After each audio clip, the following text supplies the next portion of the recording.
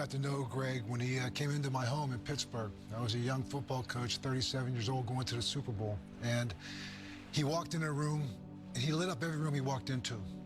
He made you feel special. There was something about that little wry little grin he had about him that he could make you feel like you were something different, and he made you feel like you were better than you really were. While he'll be missed, his spirit will live with everyone he touched. Greg Gumbel was a special man.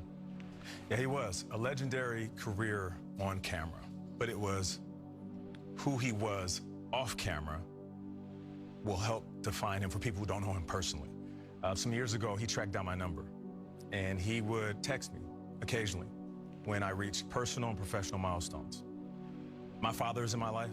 I have no shortage of men who are mentors and friends of mine like you two, but he immediately was placed on that list of father figures.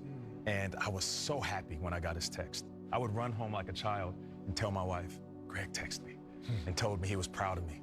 And that meant the world to me. So for people who don't know him, other than him being on TV, who he was off of it was, it just meant the world to me.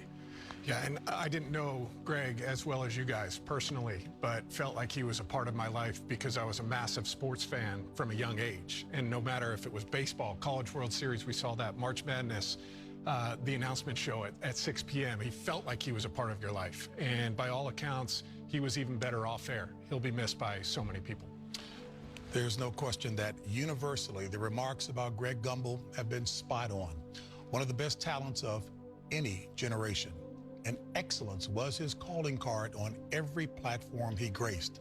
Our colleague Seth Davis closed his tribute about Greg saying, quote, "May his memory be a blessing." Well, there is a maxim that states it definitively and aptly about Greg. The memory of the just is blessed.